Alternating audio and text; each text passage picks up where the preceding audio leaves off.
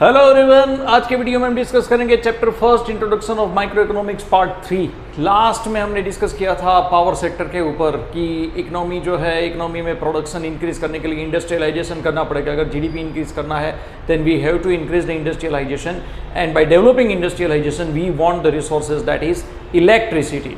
अब इलेक्ट्रिसिटी के बाद जो है हमें इतना पता चला कि भाई एनर्जी सेक्टर को डेवलप किया है सरकार ने, प्राइवेट सेक्टर को इम्पोर्टेंस दिया। एनर्जी सेक्टर से क्या है कि जितना इलेक्ट्रिसिटी डेवलप होगा, रिन्यूएबल एनर्जी से जितना इलेक्ट्रिसिटी डेवलप होगा, इतना house hold and growing population को देख के जितना पावर कंजम्पशन इंक्रीज होता है, वो सब का डिमांड जो है वो फुलफिल करने के लिए हमें इलेक्ट्रिसिटी का प्रोडक्शन करना ही पड़ेगा। Another thing is what industrial goods and consumer goods, तो वो दोनों का प्रोडक्शन करने के लिए भी इलेक्ट्रिसिटी चाहिए ही चाहिए। तो ऐसा रेशियो जो है वो पहले 1981 में डिक्लेयर होता था कि भाई if we want to achieve 5% of GDP then we require to produce 10,000 megawatt of electricity. तो ये सब जो है ये गवर्नमेंट ने देख के इन्वेस्टमेंट किया पावर प्रोजेक्ट्स में। ये सब जो है हमने डिस्कस किया था लास्ट लेक्चर में। अब हम डिस्कस कर रहे हैं कि भाई वाई द इकोनॉमिक प्रॉब्लम कहाँ से राइज होता है। तो सबसे पहले स्कैरसिटी ऑफ रिसोर्सेज जो है, स्कैरसिटी का हमने डिस्कस भी किया था कि what is the meaning of scarcity. मैं यहाँ से फिर से दोहराता हूँ कि स्कैरसिटी जो है वो क्या है। तो scarcity means more demand with the comparison of supply।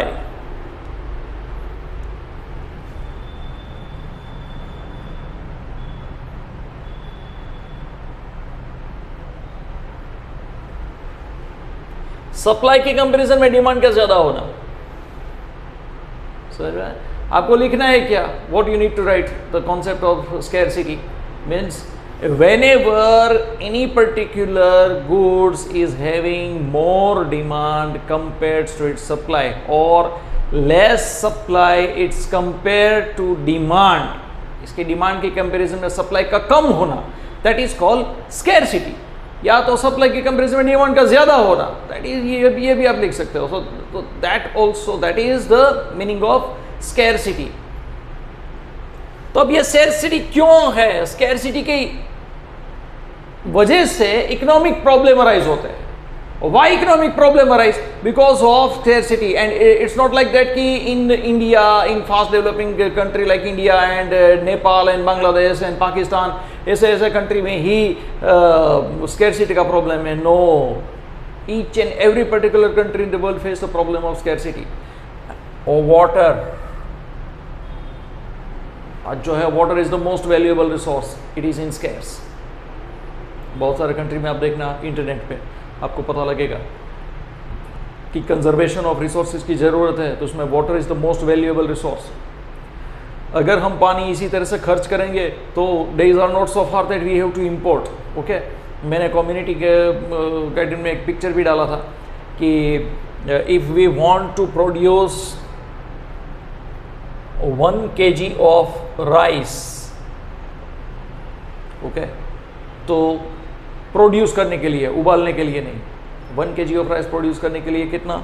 5000 litres of water is required.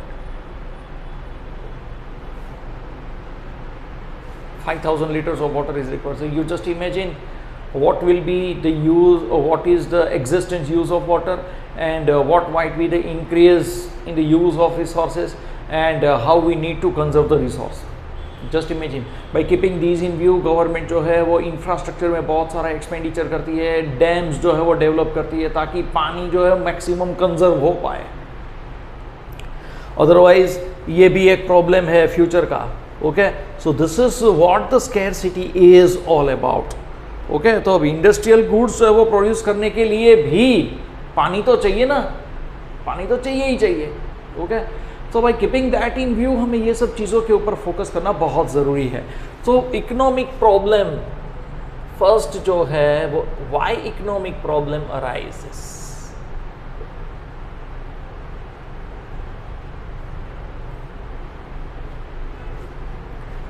Survive होने के लिए जो भी रिसोर्सेस है, all that resources are in scarce. Why? Because the demand increases.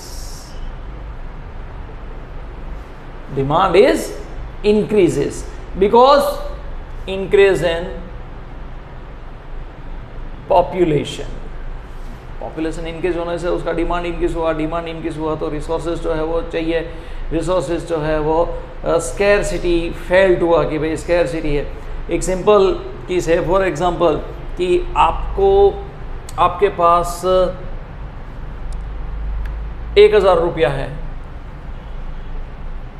या 1000 रुपीज़, ओके। अब 1000 रुपीज़ है, आज आपका बर्थडे है, आपके पास 1000 रुपीज़ है, आपके पास ऑप्शन है कि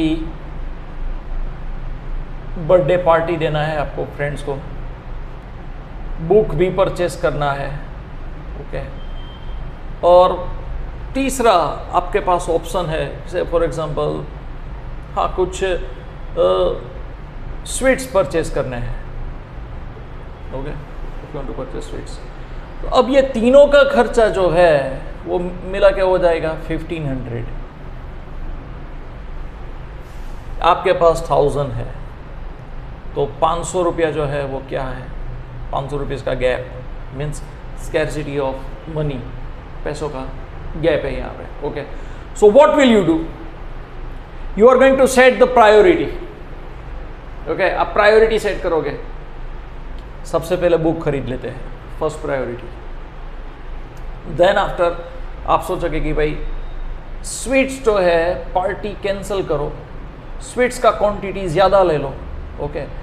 एक पैकेट घर के लिए, एक पैकेट फ्रेंड्स के लिए, मैनेज हुआ।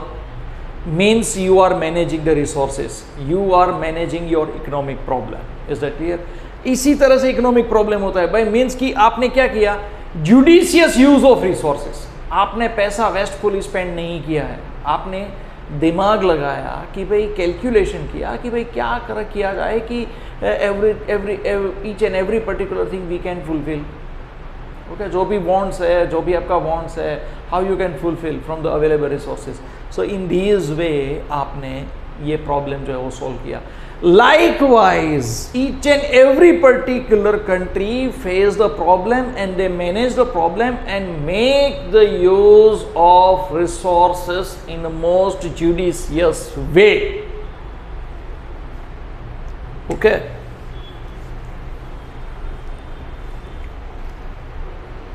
तो अब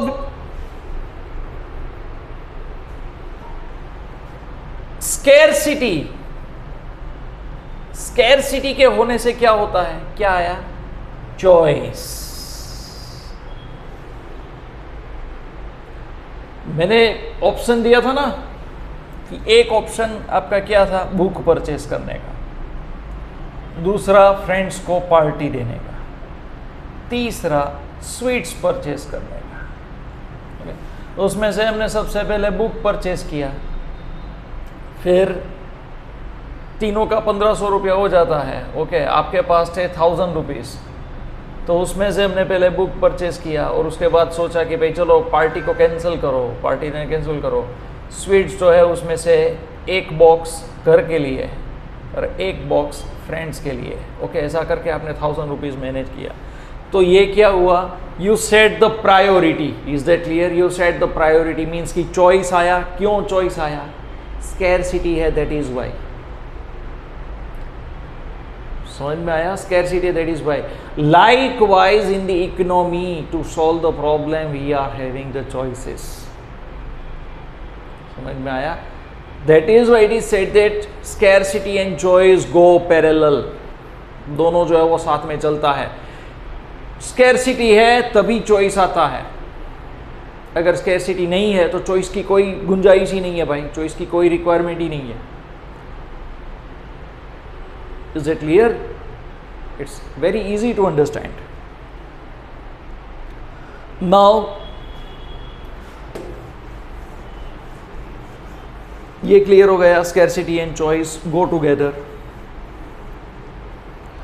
now causes of economic problem, what are the causes, reason क्या है इकोनॉमिक प्रॉब्लम जो है वो इतना रेज होता है, it create a vicious circle, why is it so, causes of economic problem.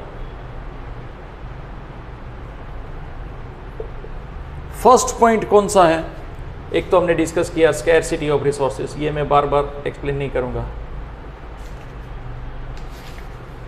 सिर्फ मैंने यहां पे लिखा है। Then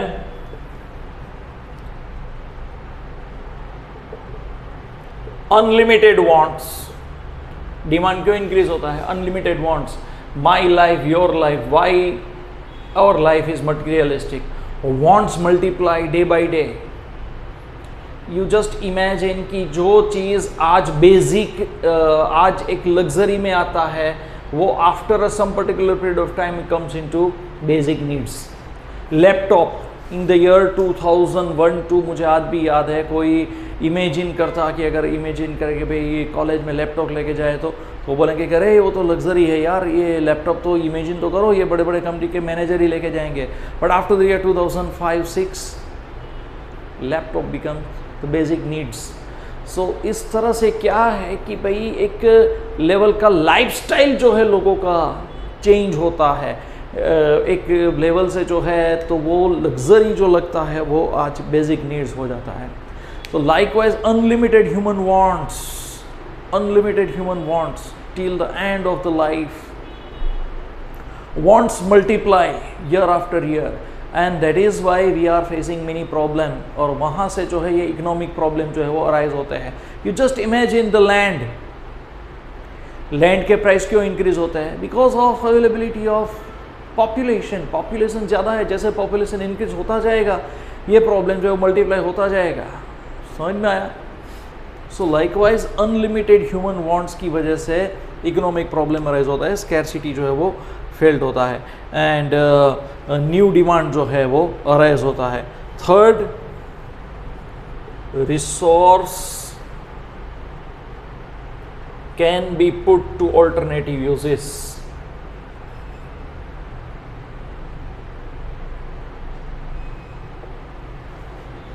Resources can be put to alternative uses means what? If the resources are in scarce, तो हमने आगे डिस्कस किया था कि सरकार ने जो है वो इसका एक किसी का ऑप्शन निकालते हैं कि से फॉर एग्जांपल पेट्रोल का option CNG based car, battery based car, समझ में आया। एक अल्टरनेटिव कोई ना कोई रिसोर्सेज का निकालते हैं कि इसका ऑप्शन क्या है, नेक्स्ट बेस्ट अल्टरनेटिव कौन सा है। ओके, तो पेट्रोल महंगा होने लगा था तो कंप्रेस्ड नेचुरल गैस आया, जिससे पूरा का पूरा इकोनॉमी जो है वो इससे ग्रो हुआ। लाइकवाइज अब electricity based battery based vehicle EV, okay, so this is the next best alternative of resource. Is that clear? Means कि ये डिमांड इंक्रीज होने से उसको जुडिशियस मैनेज करने के लिए, हमने जो एग्जांपल दिया वो याद करो, जुडिशियस रिसोर्सेज को मैनेज करने के लिए ओके ये किया जाता है। एंड दैट इज वाई, अब यहाँ पे खास ध्यान रखना, that is why next is opportunity cost. What comes opportunity cost. Opportunity cost का कॉन्सेप्ट अभी मैं डिस्कस करूंगा, तो वहां से अपॉर्चुनिटी कॉस्ट आता है, समझ में आया। सिंपल कि मैं पेट्रोल कार अगर खरीद लूं तो what will be the cost of managing that car, and if I will turn it into CNG based then what might be the cost. Simple है, समझ में आया। So this is my opportunity cost, means कि I have to forgone one, मुझे एक जो है वो फोरगोन करना पड़ेगा, ओके या तो ये। तो दैट इज वाई टेक्नोलॉजी वहां पे ऐसे, ये मैं एग्जांपल सेट कर रहा हूं, टेक्नोलॉजी वहां पे ऐसे सेट कर दिया कि that in one particular car both the resource you can use CNG as well as petrol, दोनों रिसोर्सेज जो है वो एक साथ आप यूज कर सकते हैं। Means win win situation create कर दिया ऑटोमोबाइल टेक्नोलॉजी के हिसाब से।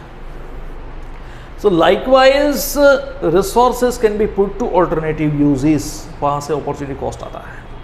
Okay, then wants differ in intensity। समझ में आया? इंटेंसिटी, कोविड के टाइम पे life saving drugs was remdesivir, तो कितना डिमांड इंक्रीज हो गया था, and that is why people were ready to pay for it. समझ में आया? लाइफ सेविंग ड्रग है, लाइफ के सामने 5,000 50,000 कुछ नहीं। Okay, so want differ in intensity, intensity के हिसाब से वांट जो है वो डिफर हो जाता है, people will be ready to pay more, और यही जो है वो डिसएडवांटेज लोग लेते हैं, and likewise people are incurring huge profit. Okay, नहीं होना चाहिए लेकिन इस तरह से इकोनॉमी में होता है। तो these all are the reasons for economic problem, causes of economic problem। समझ में आया? दूसरा जो है वो अर्जेंसी, नीड एंड वांट के बीच में कोई डिफरेंस नहीं है, there is no difference between needs and wants. लोग जो है अपने वांट्स मीन्स कि जिसको आप पोस्टपोन कर सकते हो फ्यूचर के लिए, उसको नीड समझ बैठे हैं। समझ में आया? वांट से फॉर एग्जांपल कि मुझे कोई कॉस्टली मोबाइल की अभी ज़रूरत नहीं है,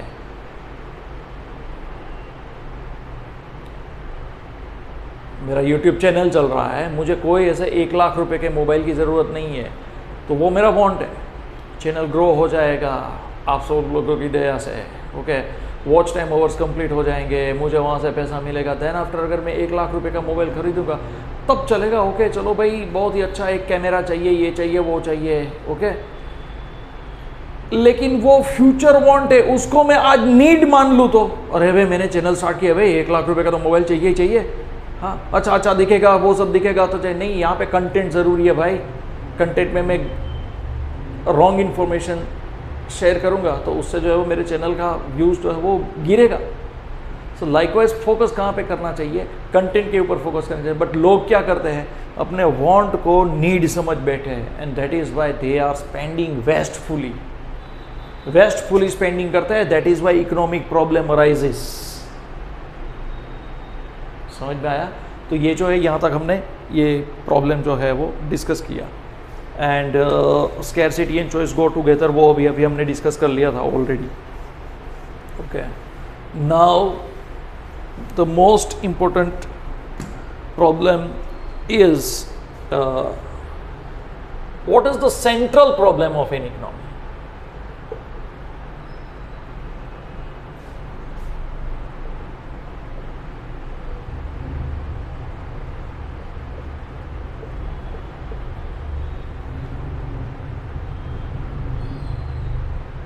What is the central problem of an economy?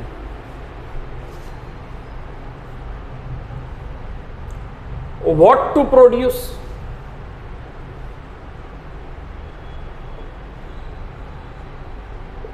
How to produce? And for whom to produce?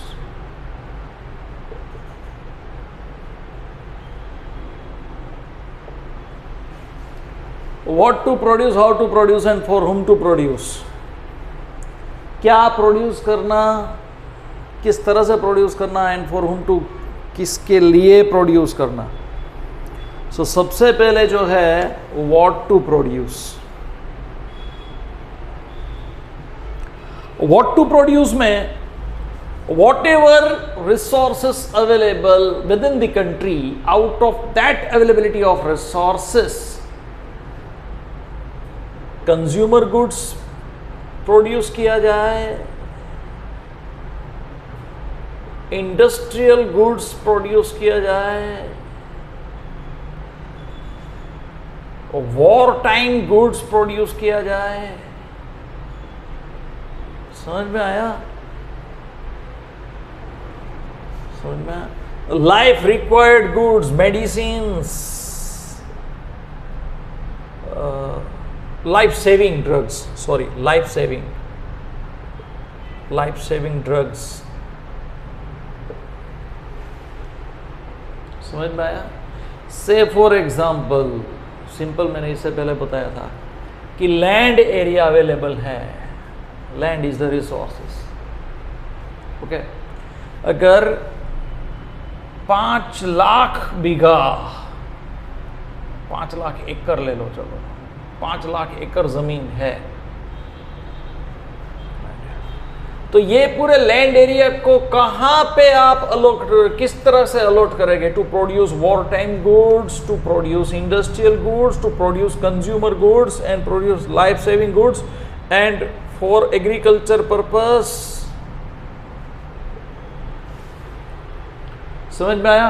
और तीसरा जो है वो रहने के लिए, रहेंगे कहां? ये सब अलॉट कर दिया, हम कहां पे रहेंगे भाई? For residential purpose.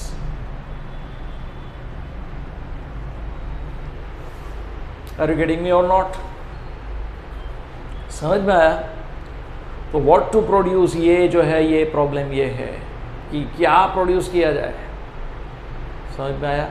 अगर लैंड एरिया कम है and we have challenge to produce war time goods, कि इसको पहले प्रोड्यूस करो। अनदर थिंग इज व्हाट, कि ये सब प्रोड्यूस करने के लिए we are in need of money, पैसा भी चाहिए, तो पैसा अलॉट कहां पे करोगे? अब समझ में आ रहा है economic problem, scarcity, how to locate the resources. So likewise, it is the most important to have a skill how to allocate the resources in the most judicious way. Simple में आपको ऐसा नहीं है कि ये मैक्रो लेवल पे ये country ही face करती है, no, each and every particular person, every company even face the problem of scarcity of resources, and वहां से जो है वो उसको निपटाने के लिए what to produce is the most important. Say for example, चलो इमेजिन करो कि एक्स रॉ मटेरियल है, एक्स रॉ मटेरियल है। अब company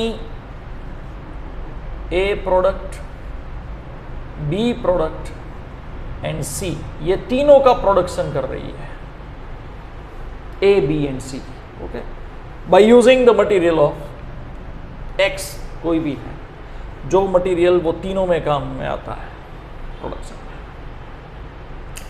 now purchase manager of the company came to know कि X raw material will not be available after 3 months, 3 महीने के बाद ये अवेलेबल नहीं होगा, इसमें दिक्कत होगी, इसका प्राइस बढ़ जाएगा। दैट इज वाई उसने सोचा कि पूरे साल का कितना रिक्वायरमेंट है, पूरे साल का से for example 10,000 kgs of raw material we are in need of, उसने डायरेक्टली परचेस कर लिया, 10,000 kg एक साथ परचेस कर लिया, उसको लगा प्रॉब्लम सॉल्व। यहाँ तक सबका दिमाग चलता है, प्रॉब्लम यहाँ से शुरू होता है। अब ध्यान देना, 10,000 kg का आपने परचेस तो कर लिया है, अब आपने प्रोड्यूस किया 5,000 units of A, 5,000 units of B and 5,000 units of C, तीनों का आपने प्रोडक्शन कर लिया, टोटल 15,000 यूनिट्स हुआ। Now you came to know, market में से आपको पता चला ए का डिमांड 5,000 यूनिट्स का नहीं है, 10,000 यूनिट का है।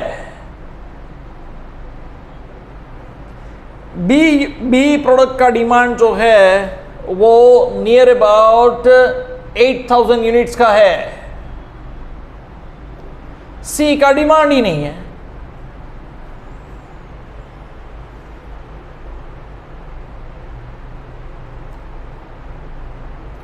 आर यू गेटिंग मी और नॉट? अब आपने ये रॉ मटेरियल परचेस करके सी का प्रोडक्शन कर दिया, waste of resources.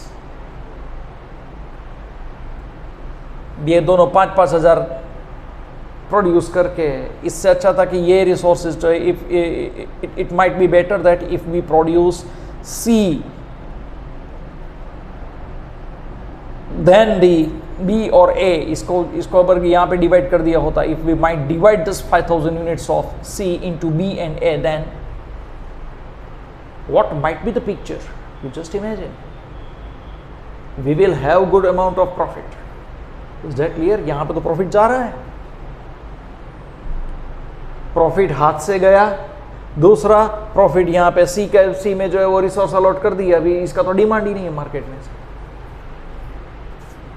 Likewise, companies also face the problem of what to produce. Is that clear? This is what the business is all about. This is what the economics is all about. Likewise, कि resources जो है उसको कहाँ पे किस तरह से government allot करती है।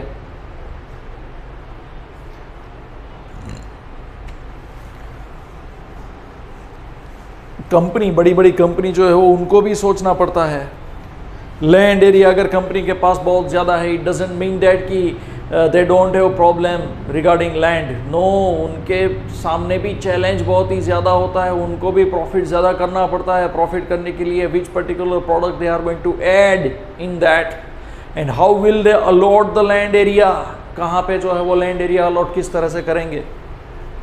तो ये जो है ये what to produce. Then second, how to produce, कैसे प्रोड्यूस करोगे भाई।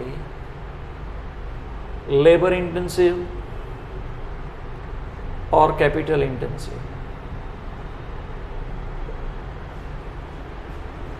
How will you produce, labour intensive और capital intensive. Is it clear?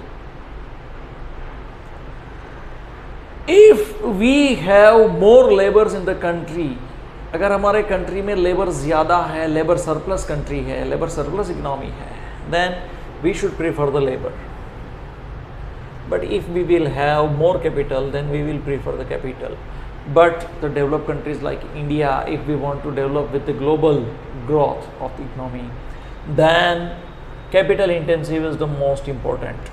हमें कैपिटल इंटेंसिव प्रोडक्शन करना ही पड़ेगा, अदरवाइज मास प्रोडक्शन नहीं होगा। Quality is the most important and it is the concern regarding this. If we don't have best quality, then we cannot survive in the global market. तो global market में survive होना ही possible नहीं है। समझ में आया?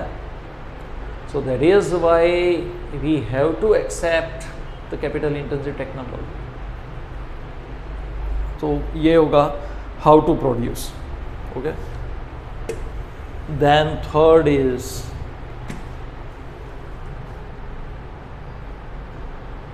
for whom to produce.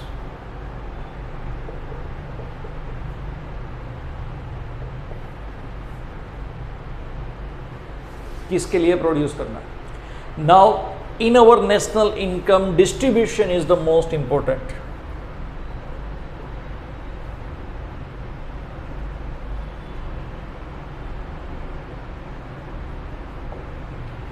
अगर national income का डिस्ट्रीब्यूशन प्रॉपर नहीं है, लोअर क्लास के पास, people from lower class or don't have enough purchasing power. They don't have enough purchasing power. Then अगर spending capacity नहीं है तो क्या होगा? They are not able to spend. If they are not able to spend, then income generate नहीं होगा दूसरों का। इकोनॉमी कैसे चलता है? Your spending is my income, my spending is others' income. And other spending is some others income. इसके ऊपर तो पूरा इकोनॉमी चलता है। तो अगर लोअर क्लास के पास नेशनल इनकम डिस्ट्रीब्यूशन में ही प्रॉब्लम है, if there is a problem in national income distribution, okay, तो लोगों के पास पैसा नहीं है। अगर लोअर क्लास के पास अगर पैसा नहीं है तो वो स्पेंड कहाँ पे करके स्पेंड नहीं करेंगे, तो दूसरे लोगों का इनकम जनरेट कहाँ से होगा भाई? इस तरह से चलता है। ओके, तो आप किसके लिए प्रोड्यूस करोगे? फॉर हुम टू प्रोड्यूस। समझ में आया? इसमें भी बहुत सारे प्रॉब्लम्स है दूसरे कि फॉर होम टू प्रोड्यूस में for the domestic consumer,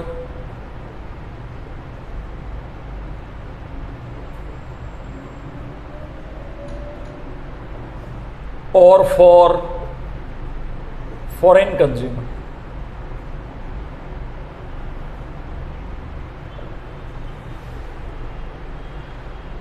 if we produce to export, अगर रिक्वायर्ड गुड्स है, कंज्यूमर गुड्स है, उसको डायरेक्टली हम प्रोड्यूस करके एक्सपोर्ट कर देंगे to earn good revenue from the market, कि भाई ग्लोबल मार्केट में से अच्छा मुनाफा कमा लो, अर्न कर लो, हमारे कंट्री को कुछ देना ही नहीं है। से फॉर एग्जाम्पल पहले से होता था, नेशनल इनकम इंक्रीज करने के लिए राइस एक्सपोर्ट होता था, देन शुगर, यस शुगर भी एक्सपोर्ट करते थे हाई क्वालिटी का, वो सब जो है वो रॉ मटेरियल वो सब एक्सपोर्टेड गुड्स प्रोड्यूस करने के लिए यूज ज़्यादा से ज़्यादा होता था। डोमेस्टिक में स्कैरसिटी रहता था, दैट इज़ वाई यहाँ पे इन्फ्लेशन होता था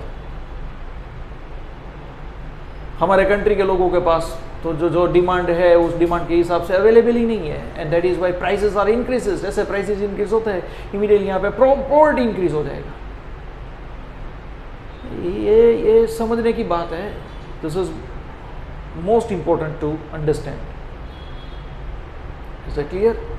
सो फॉर होम टू प्रोड्यूस, हमारे डोमेस्टिक यूज़ जो है, डोमेस्टिक यूज़ को फोकस करना चाहिए। मोदी सरकार ने अभी ये जो भी अभी इलेक्शन में हुआ, ओके, लेकिन मोदी सरकार ने बहुत ही अच्छा स्टेप लिया था लास्ट साल। India is fulfilling 40% global demand of rice.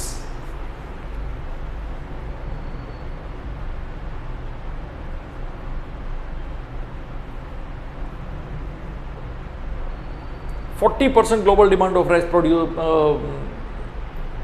fulfilled by India। तो अब बैड वेदर कंडीशन की वजह से, साइक्लोन की वजह से हमारा क्रॉप प्रोडक्शन जो है बहुत डैमेज हुआ था। भाई कीपिंग दैट इन व्यू, सरकार ने क्या रणनीति सोची कि भाई we will not export the rice any more, export नहीं करना है राइस को। क्यों?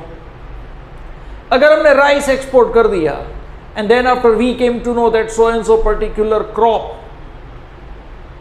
इज इन स्कैर्स, से फॉर एग्जांपल व्हीट है या बाजरा है, उसकी भी स्कैरसिटी है, तो लोगों के पास अगर यहाँ पे राइस होगा तो लोगों के पास ऑप्शन तो होगा। लेकिन चलो बाजरा नहीं है तो कोई बात नहीं, चावल खा के जिंदा रहेंगे। But what if this much of quantity of rice we export, तो फिर कंट्री के लिए क्या बचेगा? कंट्री के लिए कुछ बचेगा नहीं। पॉवर्टी इंक्रीज हो जाएगा, इन्फ्लेशन इंक्रीज हो जाएगा, स्टारवेशन कैन इंक्रीज, भूखमरी बढ़ सकती है। This is what the challenge for home to produce. Is that clear? तो दैट इज वाई सरकार ने जैसे रोक लगा दी कि भाई we are not going to export rice this year immediately, near about if I am not wrong then 20 countries they are depend on Indian rice। 20 country में ये प्रॉब्लम हुआ, they are importing our rice।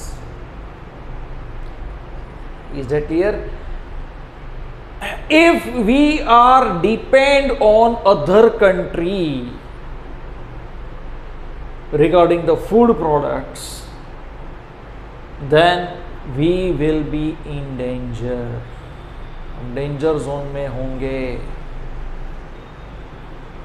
इसीलिए पर head availability of food जो है वो achieve हुआ था पास्ट में। ओके, तो आज के लिए हम इतना ही रखेंगे। ये होप कि आपको ये समझ में आ गया, बहुत ही अच्छे डिटेल में मैंने समझाया है। प्लीज़ लाइक करना, शेयर करना, ओके, और जितना हो सकता है ये थियोरी को समझना, प्रैक्टिकल एप्लीकेशन के साथ जो मैं एक्सप्लेन करता हूँ, ओके, एंड राइटिंग प्रैक्टिस भी करते रहना। Thank you very much.